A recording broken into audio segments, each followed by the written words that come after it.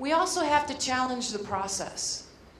And this is one that I think we don't do too often. We get so set, right, in our ways, the way we work and the way that we do things. We come to conferences like this, why? Because we want new ideas. We want to talk to other people who have done something and learn and explore the way that they've done something, because we might be able to go back to our own environment and do what? Change, right? That's not the way that you do things today, but you can get these ideas and bring them to your own work environment. There's a technique in Six Sigma where you look at a task procedure analysis.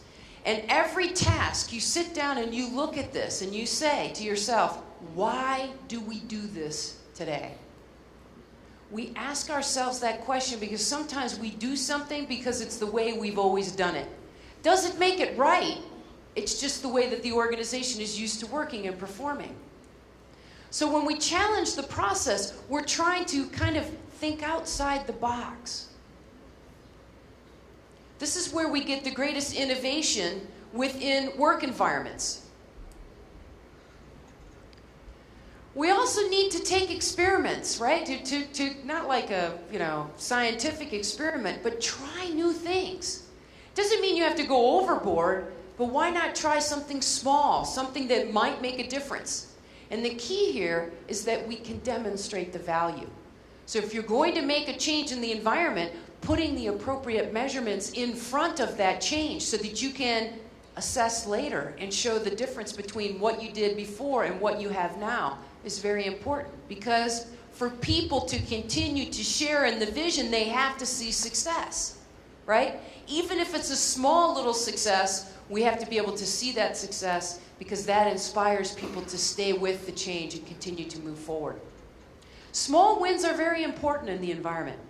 And I'm going to get later to why I think those are incredibly important. Many years ago, when I was working with that same consulting group, I went up to my boss. At that time, it was consulting money was, we couldn't find any consulting engagements, and we had 6 or 7 consultants that were not employees. They were what we call W-2s. They were contractors that would only work when we had work. But these were people that we valued and we wanted to keep them employed. And so I said to my boss at the time, I said, I've got this really great idea for something that I think we'll be able to do to drive revenue for those people within our organization. And I described this idea. We should have this booklet and we sell it to a customer, they fill it out, and then they submit it back to us. And while our consultants are sitting at home on the bench, they can analyze the results and then do a couple phone calls and write up a summary of the way that the organization can improve. My boss, without hesitation, looked me straight in the eyes and said, it'll never sell. He didn't even think about it. So for about 6 months, I felt sorry for myself. Oh, my idea sucked. I'm terrible. I'm no good, right? That's what happens when people are so quick to create negativity. You come in, you're enthusiastic, it'll never work, right? And then it affects you emotionally. I decided that I wasn't going to let that get me down. And so George Spalding, a gentleman who spoke here last year, was in charge of a conference in the US, and I submitted my idea to him. So I'd like to do a workshop before the conference where people can come in and answer a series of questions, and then from that understand where their weaknesses were so that when they go to the conference they can attend the sessions that make the most sense for the way that they can improve the environment. And George, without hesitation, said, love the idea.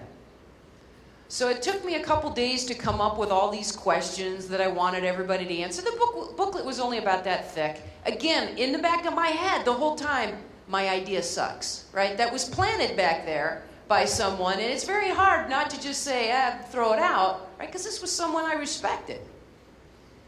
I go to the conference, I get the feedback from the conference, and everybody said, we loved it. It was fabulous, right? Because they could understand. They came there, we're going to do knowledge management, but we don't have a service catalog. We should probably focus on the service catalog. That's going to create greater value. So they had this ability to understand what truly was their weaknesses in their environment so that they could attend the sessions that made the most sense.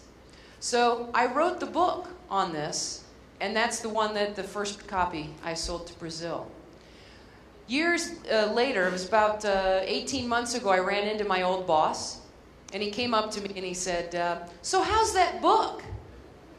And I said to him, well, for an idea that sucked, I just grossed $120,000 off of it.